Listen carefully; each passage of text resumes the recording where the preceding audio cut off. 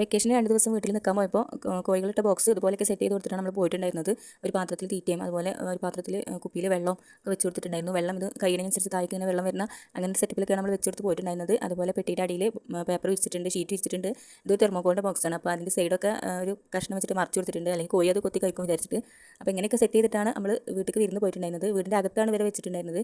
ഇനി 2 ദിവസം കഴിഞ്ഞിട്ട് നമ്മൾ വന്ന് നോക്കിയപ്പോൾ ഇവരെ ബോക്സിൻ്റെ അവസ്ഥയൊക്കെ കാണിച്ചു തരാം ഞാൻ. ബോക്സ് കേടുവരുത്തും, അതുപോലെ തീറ്റയും ഇതൊക്കെ കളയും, ആ ഒരു പേടിയൊക്കെ അതൊന്നും കുഴപ്പമില്ലായിരുന്നു. ഈ കോഴി കുഞ്ഞുങ്ങൾക്ക് എന്തെങ്കിലും പറ്റുമോ എന്നുള്ളൊരു ടെൻഷനായിരുന്നു എനിക്കുണ്ടായിരുന്നത്. അവർ എങ്ങനെയായിട്ട് ചത്തു പോകുമോ അങ്ങനെയൊക്കെയുള്ളൊരു ഭയങ്കര ടെൻഷന്. കാരണം വിരിഞ്ഞിട്ട് ആകെ 4 ദിവസമായിട്ടുണ്ടായിരുന്നുള്ളൂ. അപ്പോൾ ഇപ്പോൾ നമ്മൾ നല്ല നോക്കേണ്ട ഒരു സമയമായിരുന്നു. എനിക്ക് വീട്ടിൽ കൊണ്ടുപോകാൻ പറ്റാത്തൊരു സിറ്റുവേഷൻ ആയിരുന്നു. അല്ലെങ്കിൽ ഞാൻ കൊണ്ടുപോകലാണ് വീട്ടിൽ പോകുമ്പോൾ ബോക്സ് ആക്കിയിട്ട്. ഇതാണ് നമ്മൾ കോഴിക്കുട്ടികളെ ഇട്ടിരുന്ന ബോക്സ്. ഇതിൻ്റെ അവസ്ഥയാണിപ്പോൾ.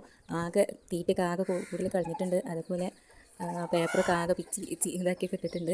അപ്പോൾ ഞാനിപ്പോൾ എന്തായാലും വീട്ടിൽ നിന്ന് വന്നതിന് ശേഷം ഇവരെ ആദ്യം പുറത്തേക്ക് വിട്ടു. അപ്പോൾ ഇവരെ വെള്ളപ്പാത്രത്തിൽ വെള്ളമൊക്കെ കഴിഞ്ഞിട്ടുണ്ടായിരുന്നു. അപ്പോൾ ഈ പാത്രത്തിൽ വെള്ളമൊക്കെ വെച്ച് കൊടുത്തിട്ടുണ്ട്. കുറേ സമയം വെള്ളം കുടിച്ചിട്ടുണ്ടായിരുന്നു നല്ലോണം. തീറ്റ നമ്മൾ വെച്ചെടുത്ത പാത്രത്തിൽ മുഴുവനായിട്ട് കഴിഞ്ഞിട്ടൊന്നുമില്ലായിരുന്നു. പിന്നെ കുറേ ആ ബോക്സിൽ താഴെ കളഞ്ഞു ഉണ്ടായിരുന്നു.